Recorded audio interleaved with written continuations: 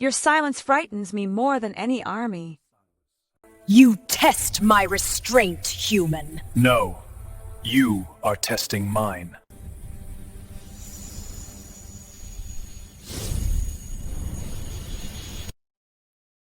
I have never seen the king before like you. Welcome to Human Parallax, where ordinary eyes can see the extraordinary. The fire had burned itself down to embers by the time the memory returned. I sat alone on the high balcony of the citadel, my back straight out of habit, even though no one was watching. My crown rested beside me on the stone table, untouched, its weight absent yet somehow still pressing on my thoughts. I turned a piece of metal slowly in my hands, an old blade, dulled by years of peace it never asked for. The flame flickered once, as if resisting the dark, and I wondered when it had learned that same stubbornness from us. "Leave it, your majesty," a voice echoed in memory, careful and measured. I almost smiled. Even now, I could hear how they once spoke to me, formal, restrained, afraid of saying the wrong thing to a boy who would become something heavier than himself. "I am not finished," I remembered replying, younger, sharper, less patient. The fire crackled softly. I cleaned the blade anyway. Below the balcony, the city slept in careful silence. Lights glowed behind stone walls, lives continuing because others had once stood where they should not have survived. Above me, the stars were not the same ones I had grown up with. Alien constellations hung in patterns that never quite felt familiar, no matter how many years I spent beneath them. I used to believe stars were distant things, witnesses without interest. "You keep staring at the sky," my mother once said gently, "as if it might answer you." "I want to know who is watching," I told her. She followed my gaze upward but said nothing. Now, as an old king, I knew the truth. We had never been alone. We were only unremarkable until someone decided to look closer. My father ruled without softness. King Draven believed comfort weakened clarity, and clarity was the only mercy a ruler could afford. I remembered standing in the war chamber as a child, maps spread across the table, his hands resting flat against the surface as if pinning the world in place. "We do not move people to make them feel safe," he said. "We move them because staying will kill them." A general hesitated. "The border villages will panic." "They are already panicking," my father replied. "We will decide where they do it." I watched him speak, his voice never raised, never trembling. He did not ask for agreement. He expected execution.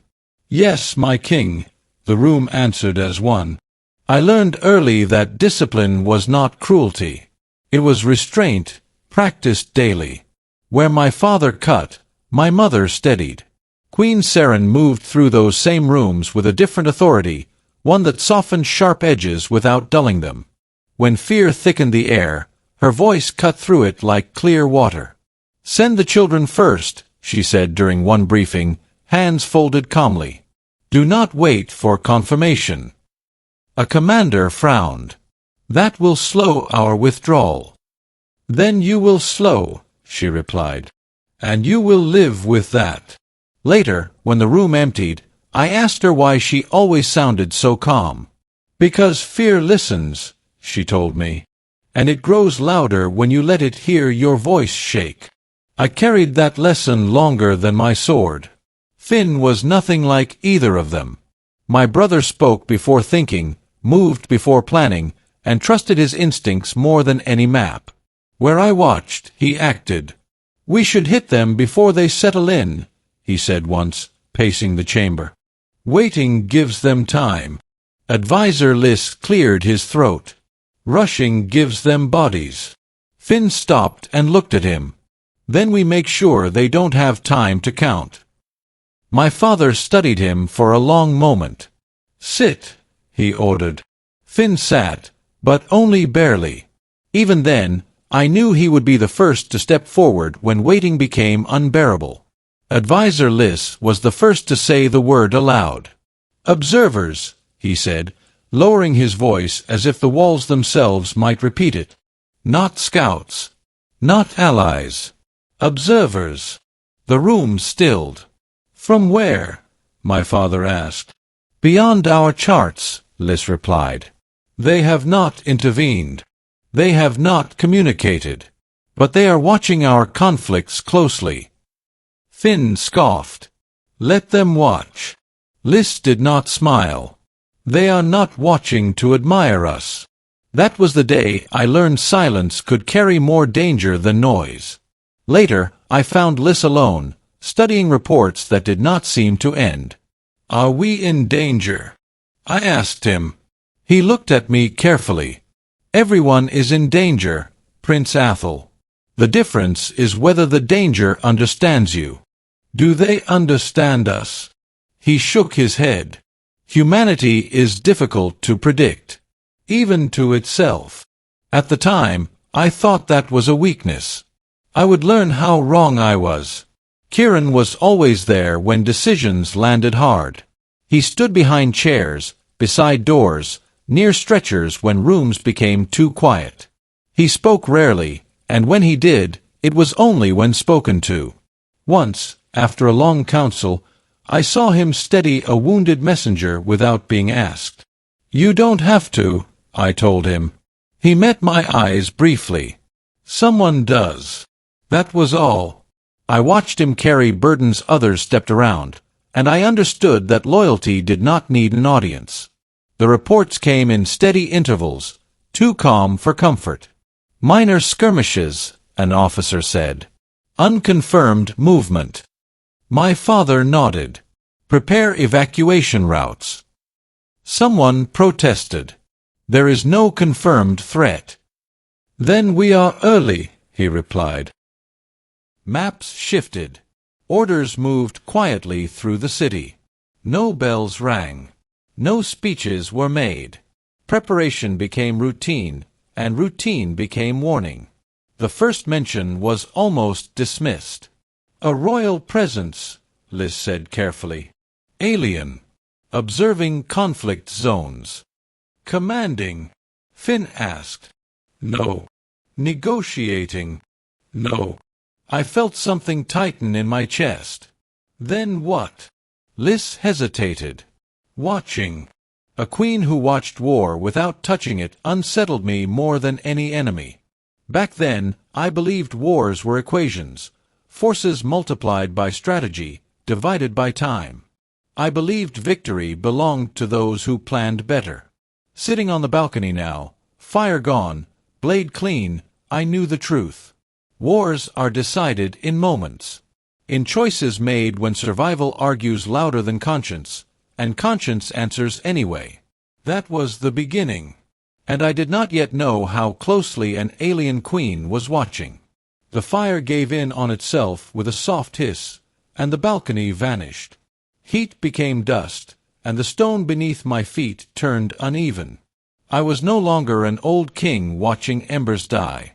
I was young again, standing where the air smelled of metal and burned soil. The wind carried distant thunder that was not weather. My hands were empty, but they trembled as if they already knew what they would soon be asked to hold. I remembered how my breath shortened, how the world narrowed until only what stood before me mattered. Prince Athel, a voice said, steady and formal. I turned toward Advisor Lys, who looked older than I remembered, or perhaps fear had simply carved him faster that day. You will remain behind the command line, he said. I understand, I answered, though I did not. The memory sharpened, and the battlefield opened its eyes. I had always imagined war as shouting, clashing steel, endless movement. What greeted me instead was silence stretched too thin. Sound came in pieces, boots crunching gravel, a wounded man breathing too fast, metal settling after impact. Between those sounds was space, heavy and waiting. This is wrong, I whispered, unsure to whom. It is always like this at first, Lys replied quietly. The mind waits before it breaks. A scream cut through the air, sudden and raw, then stopped just as abruptly. I flinched. Finn did not. He stared ahead, jaw tight, eyes sharp. "Where?" he asked. "Beyond the ridge," a soldier answered. Finn nodded once. "Then we move."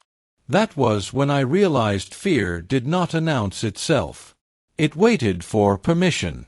The ground told the story before anyone spoke. Scorch marks cut through stone. Shattered equipment lay half buried, as if the earth itself wanted to hide it. I stepped forward carefully, my boots sinking into soil churned by retreat and return. "Watch your footing," a guard said. I looked down and saw blood darkening the dirt, already drying. "This happened today?" I asked. "Yes, my prince," he replied. "And yesterday? And the day before?" The battlefield did not feel abandoned. It felt paused. King Draven stood ahead, unmoving, studying the horizon as if daring it to move first. I understood then that land remembers longer than people. My father's voice cut through the stillness. "Hold the eastern line. No pursuit." A commander hesitated. "My king, we could press them back."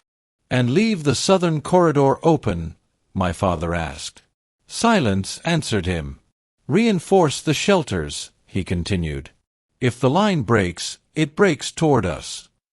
"Yes, my king." He turned slightly, just enough to see me. "You will stay with the rear command," he said. "I can help," I protested. "You can learn," he corrected. "That is help enough today." I nodded, though my chest burned with the weight of being spared. Orders moved outward, clean and final, settling onto shoulders that did not ask to be chosen. Queen Saren arrived without sound, her presence steadying the space around her. She looked past the maps, past the soldiers, and straight at the shelters marked in red. "How long until evacuation completes?" she asked. "A few hours," an officer replied. "If we delay engagement." A general frowned. "That gives ground." "It gives lives," my mother said calmly. "The line may not hold," he insisted. "Then it will fall after the children are gone," she answered. My father met her gaze. No words passed between them, but understanding did. "Begin evacuation," he ordered. The decision rippled outward, changing routes, altering risk, trading advantage for time. I watched officers swallow their objections and move. That was my first lesson in what leadership truly costs. Lys drew closer, his voice dropping. "There is another factor," he said. My father turned. "Speak." "Long-range observers detected non-human signatures," Lys continued. "They remain beyond engagement range." Finn scoffed. "Scouts?" "No," Lys said. "Observers." My mother's eyes narrowed. "From where?" "Unknown origin. Advanced positioning. They have not interfered." My father considered this. "Intent?" "Unclear," Lys admitted. "But deliberate." The word settled heavily. "Let them watch," Finn said. "They'll see who we are." Lys did not look convinced. Neither was I. Later, Lys found me near the ridge. "There is more," he said. I waited. "One of the observers is a royal figure," he continued. "A queen? A commander?" I asked. "No." "A negotiator?" "No." I frowned. "Then what?" "She stands alone," he said. "And watches." "Does she intervene?" "No." "Retreat?" "No." I felt a chill that had nothing to do with the wind. Why would a queen watch suffering without acting? I asked. Lys shook his head. "That question may matter more than the answer." Lys gestured toward a distant rise. I followed his hand and saw her, barely a shape against the horizon, unmoving, untouched by the chaos below. The battlefield seemed to bend around her presence, as if unwilling to disturb her. I swallowed. "She sees all this?" I asked. "Yes." "And chooses nothing?" Yes. For the first time, I felt observed not as a prince, but as a species. My breath caught. Do we matter to her? Liz watched me carefully. That depends on what we do next. The weight of that answer pressed harder than armor ever could. Time passed. The Queen did not move. Smoke rose. Orders shifted. People bled and lived and died. She remained. Any change? Finn asked. No, a scout replied. She hasn't stepped forward or withdrawn. Finn frowned. That's worse. I nodded. Motionless judgment felt heavier than attack. What does she see? I wondered aloud. My mother answered softly, she sees what we choose. The thought unsettled me more than the enemy ever had. As the line tightened, orders came quickly. Destroy remaining fuel. A quartermaster hesitated. We'll need it. If we fall back, so will they, my father said.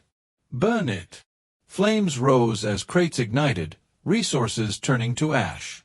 This weakens us, Finn muttered. It denies them, my father replied. I watched soldiers light fires they had guarded for weeks, faces hard, hands steady. Victory was not the goal. Survival was. The evacuation completed under fire. No cheers followed, only nods and quiet confirmations. All civilians clear, an officer reported. My mother closed her eyes briefly. How many? She asked. The number was given. She did not react, only nodded. Proceed, she said. No one argued. Loss had been counted and accepted. I felt something settle inside me, an understanding shaped by absence. As night fell, I looked again toward the distant rise. The Queen was still there, watching, not judging by outcome, but by choice. I realized then that war was not blind chaos.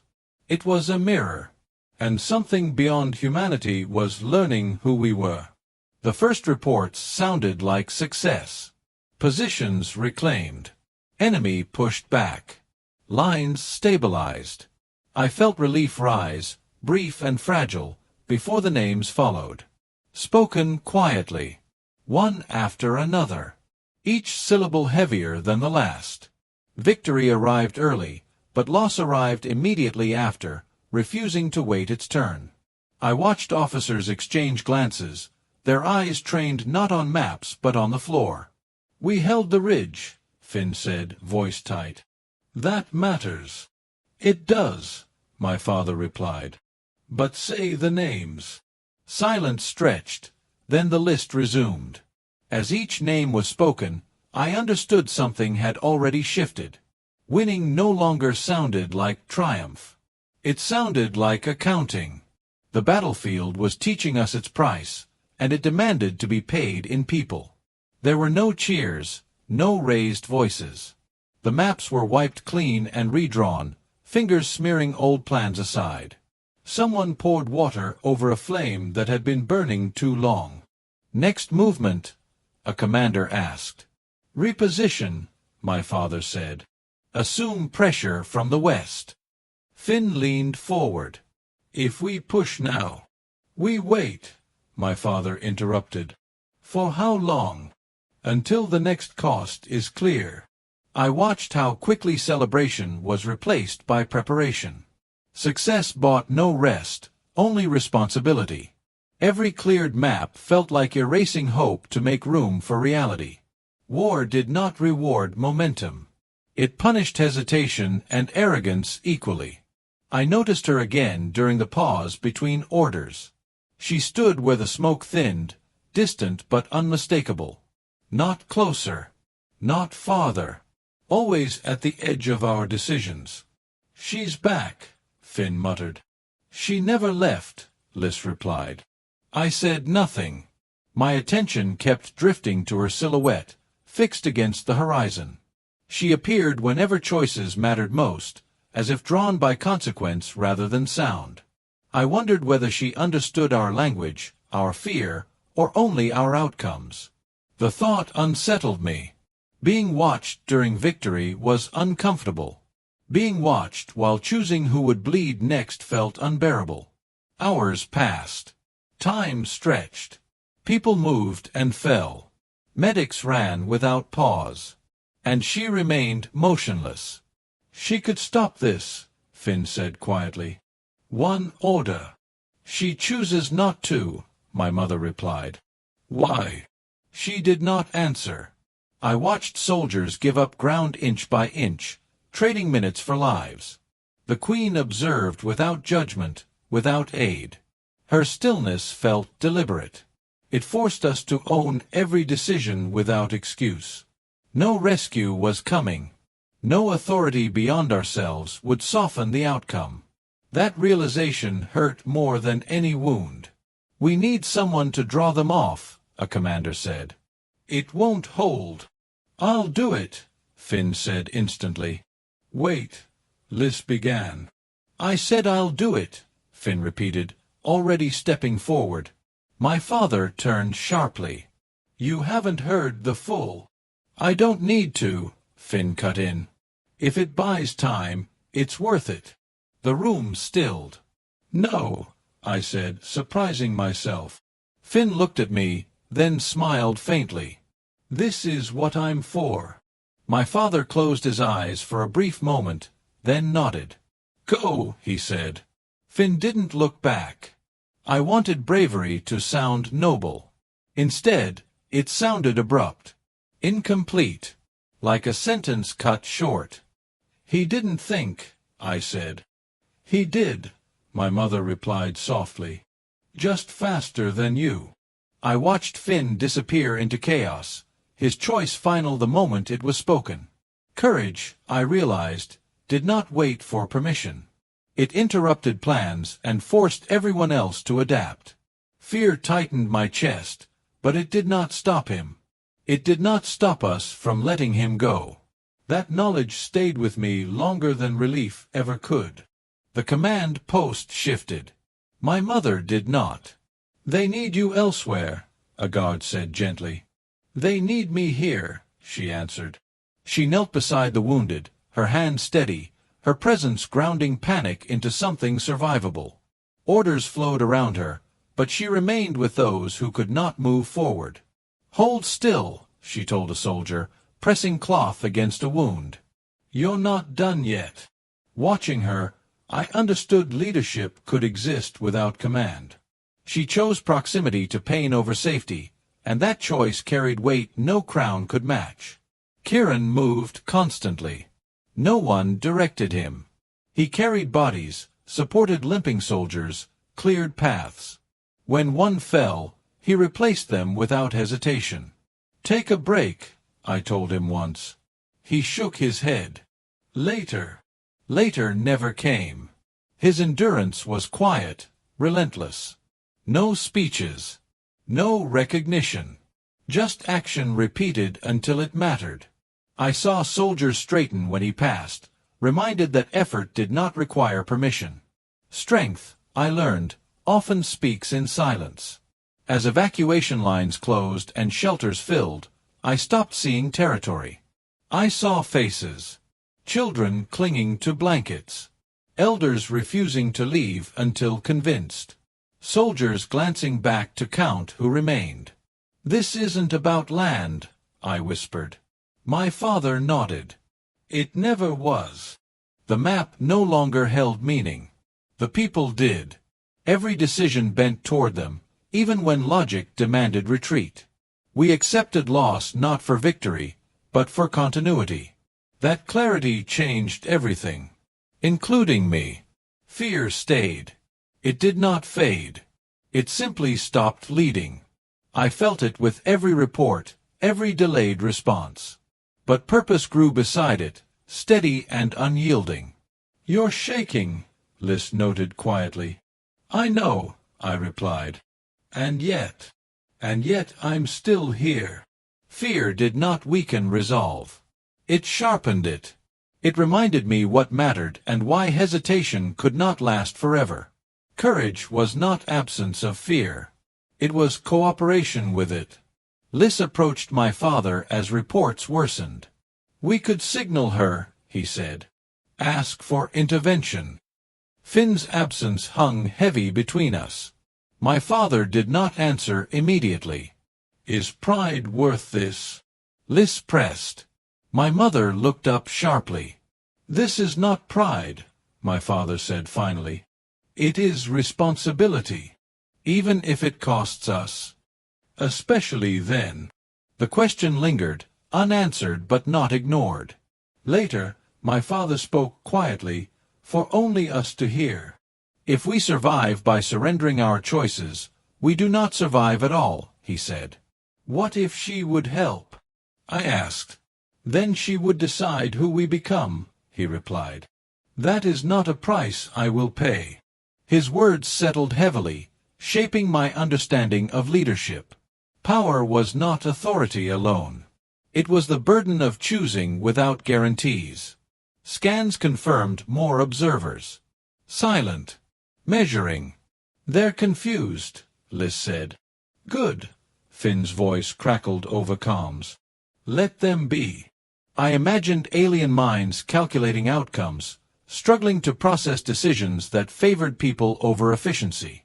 We broke their models simply by enduring. Loss accumulated. Retreat beckoned. And still we stood. As night fell, I looked again toward the Queen. She watched. They all did. They could chart our movements, record our losses, analyze our tactics. But they could not measure why we stayed. Why we accepted pain without reward. That reason lived in us alone. And it terrified them. The reports stopped contradicting each other. Losses aligned. Projections narrowed. For the first time, the numbers agreed, and what they said was simple: we could not win this by force. I stared at the display until it blurred, feeling the weight of certainty settle in my chest. Around me, officers stood still, as if movement itself might worsen the outcome. "We're outmatched," someone said quietly. No one argued. I had waited my whole life for clarity, believing it would bring comfort. Instead, it brought a silence so complete it pressed against my ears. The battlefield had finally spoken in a language we could not ignore. "We can pull leadership back," Advisor Liss said, voice controlled. "Preserve command continuity." My father did not answer immediately. Finn's voice crackled through the channel.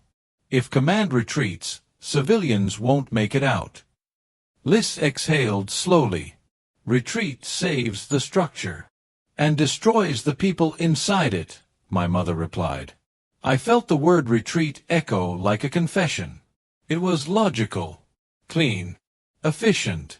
It promised survival at a price no one wanted to name. My father finally spoke. "What does retreat cost?" No one answered. They all knew. I imagined the retreat unfolding, leaders extracted, banners preserved, history rewritten to sound deliberate. Behind that image were faces that would not move fast enough, strong enough, far enough. "This is the line," I whispered. My mother's hand brushed my arm. "This is always the line." The choice was not between victory and defeat. It was between survival and abandonment. The battlefield narrowed until only that truth remained. I understood then that some losses are chosen long before they happen. My father straightened, his posture unchanged, his decision absolute. "We hold," he said. A commander protested. "My king." "We hold," he repeated. "Where the lines break, we stand." Finn's breathing came through the channel, heavy but steady. "Copy that." Liss hesitated. "There will be no extraction window." "I am aware," my father replied.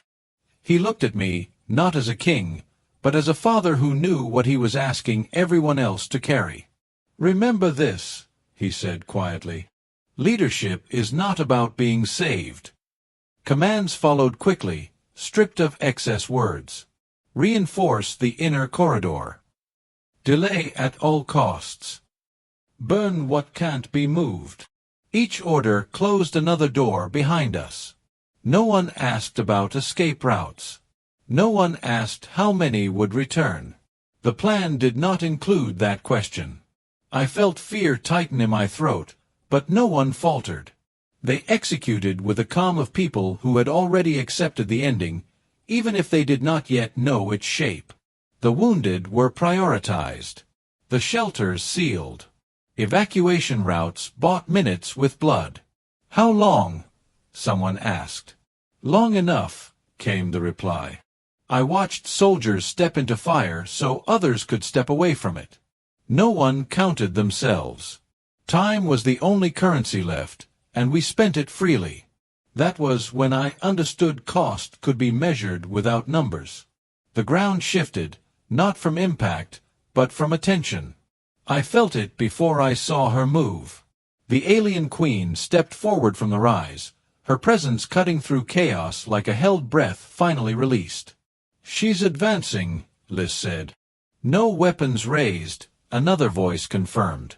The battlefield seemed to pause around her, as if unwilling to interrupt. Awe silenced fear. For the first time since the fighting began, everyone looked in the same direction. She stopped within sight of our line, alone. "Why do you remain?" her voice carried, clear and unamplified. No threat. No command. My father stepped forward. "Because leaving would kill those who trust us." "Your logic is inefficient," she said calmly. "So is mercy," my mother replied. The queen tilted her head slightly. "Yet you choose it." Her words were not accusation. They were curiosity sharpened to a point. I did not plan to move. My feet carried me forward anyway. Ash clung to my hands, smoke to my clothes. "You are the observer," I said. "And you are the witness," she replied, studying me. I swallowed. "We didn't expect you to intervene." "I did not," she said. "I came to understand." I realized then how unprepared I was, not for war, but for being seen so clearly. "Explain," she said. "Why accept loss when retreat ensures survival?" I searched for words and found none that fit. "Because survival without people is empty," I said finally. She considered that. "Your species chooses meaning over optimization." "Yes," I answered. "Even when it hurts." Her gaze did not soften, but something shifted behind it. In that moment, I understood what terrified them.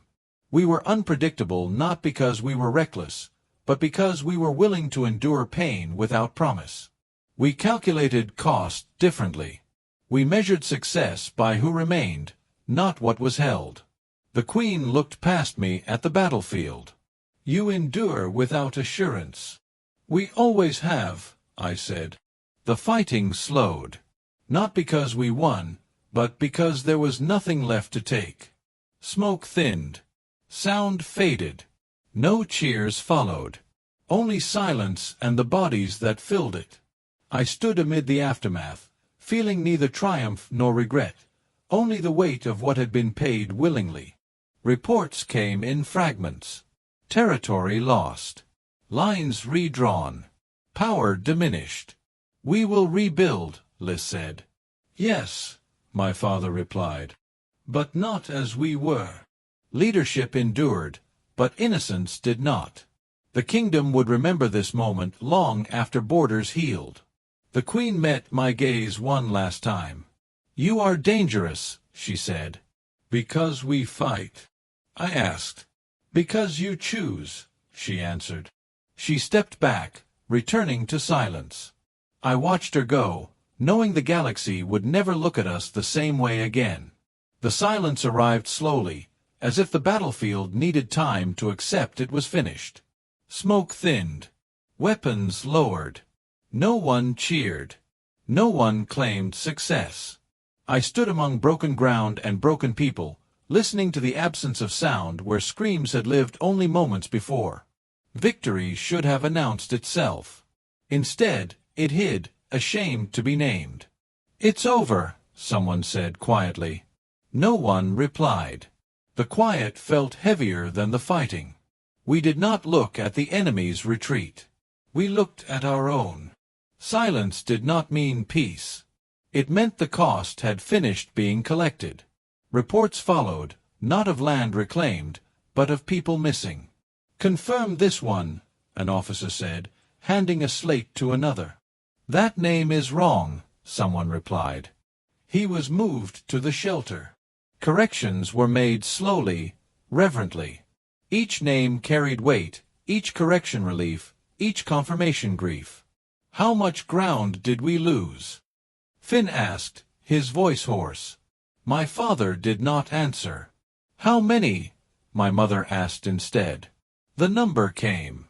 No one argued. Territory could be redrawn. Names could not. That was the ledger we kept. The first transmission arrived without ceremony. No threats. No praise. "External powers request clarification of engagement outcome," Advisor Liss read aloud. Clarification. Finn scoffed. "We're still standing." "They are unsure how to categorize this," Liss replied. "Then let them wait," my father said. More messages followed. Cautious. Distant. Polite in a way that suggested discomfort. They asked about doctrine, about intent, about future behavior. "They don't understand us," I said. "They're trying," Liss replied. "That alone is new." I watched as alien responses shifted from analysis to hesitation. Where certainty once lived, doubt crept in. Our refusal to retreat cleanly had unsettled them. We had not acted as logic predicted. We had not optimized. "They expected surrender or annihilation," Liss explained. "Not endurance." "What do they see now?" I asked. "Something harder to control." The galaxy had labeled us once, efficient, aggressive, expendable. Now those labels no longer fit. They recalculated, not with fear, but with caution. That change mattered more than any territory we had lost. My father addressed the command council without ceremony. "We chose to stand," he said. "That choice had a price." A commander shifted uncomfortably. "Some will question it." "They should," my father replied. "And they should know I made it." No deflection. No shared blame. "If it must be answered for," he continued, "it will be answered for by me." I saw relief pass through the room, not because the cost vanished, but because responsibility had a name. Leadership, I learned, was not claiming credit. It was claiming consequence. My mother did not attend the council. She sat among the wounded, her presence unchanged. She listened more than she spoke. When she did speak, it was only to steady someone else. "Will they be remembered?" a young soldier asked her. "Yes," she replied. "As they were." She did not cry openly. Her grief was contained, deliberate. I realized she mourned not because the choice was wrong, but because it was necessary. Acceptance did not erase pain. It gave it a place to exist. Finn returned late, his armor scorched, his movements slower. He smiled when he saw me, but it did not reach his eyes. "You look terrible," he said. "So do you," I replied. He laughed, then winced. "Worth it." I wanted to ask what he had seen. I did not. Some questions demand answers too heavy to carry twice. Later, when he thought no one watched, I saw his hands shake. Courage had not spared him.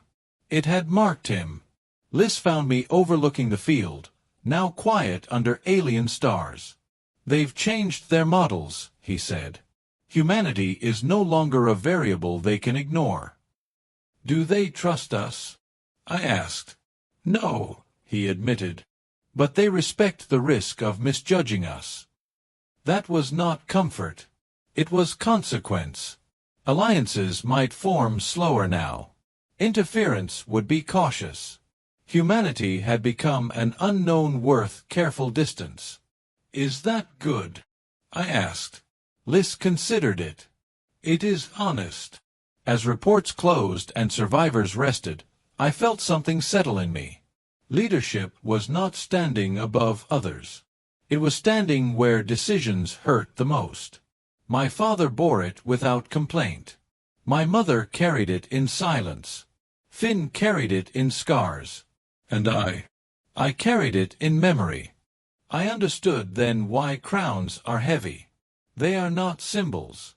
They are reminders. Elevation is illusion. Weight is truth.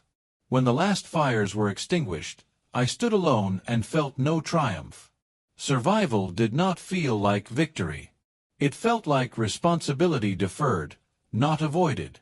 We were still here, and that meant we would answer for what came next. I thought of the alien queen, watching without judgment. We had survived by refusing to abandon each other. That choice changed how the galaxy saw us. More importantly, it changed how I saw leadership. Not as glory, as endurance. The fire gave one last breath and went dark. Not dramatically. Not with resistance. It simply accepted the end of its warmth and became ash. I did not move to replace it. The night stayed, patient and wide, stretching beyond the balcony and into the city below. The wind brushed past stone and cloth, carrying the faint memory of smoke that no longer existed. "So," a voice behind me said softly. I did not turn. "So," I replied. Servant Kieran stood at a respectful distance, hands folded, posture unchanged. He had learned long ago when silence was permission and when it was presence. The fire was gone. The memory was not. The cup sat beside me, steam long vanished. I lifted it, felt the chill against my palm, and set it back down without drinking. "You should have it replaced," Kieran said. "No," I answered. "It's fitting." He nodded, as if that explanation required no further clarification. I remembered when warmth mattered more than meaning. When comfort felt urgent. Now, even cold things had a purpose. The tea had waited while I did not. It mirrored the city below, alive, functioning, quieter than before. Kieran shifted slightly. "The night is deep. So is the silence," I said. And still, neither felt empty. Fear had always been there. Before the war. During it. After. What changed was my understanding of it. The battlefield had not introduced me to fear. It had shown me what fear could coexist with. "I thought I would come back broken," I said aloud. Kieran listened. Instead, I came back aware. Aware of weight, of cost, of how easily decisions turn into graves or futures. The battlefield did not teach me how to fight. It taught me who I was when fighting became unavoidable. "You stayed," Kieran said quietly. "Yes," I replied. "So others could leave." The recognition settled like armor I would never remove. She had left without ceremony. No declaration. No warning. Just absence where presence once weighed heavily.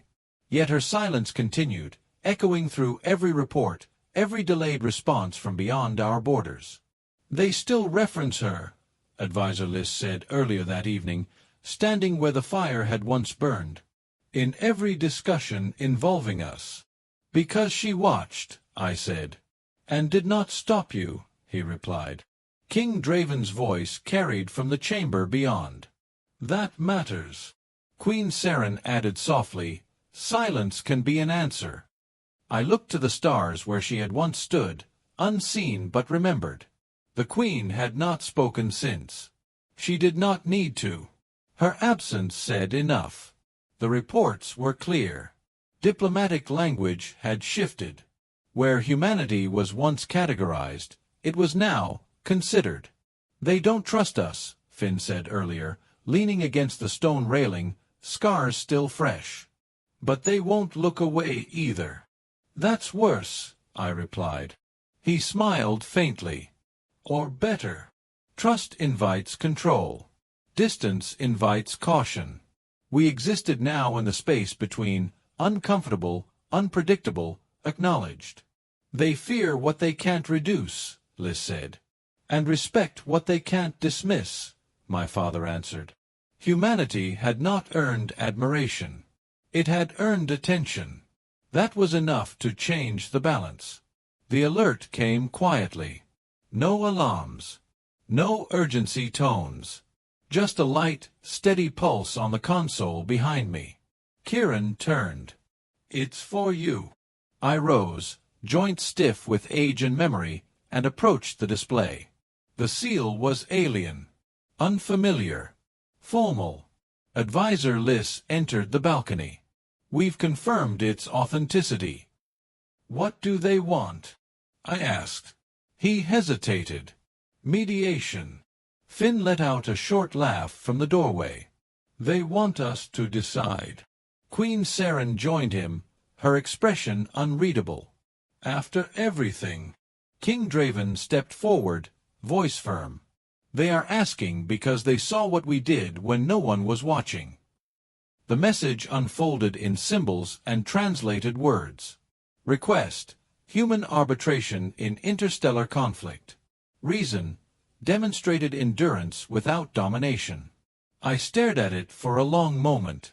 They're asking us to judge, I said.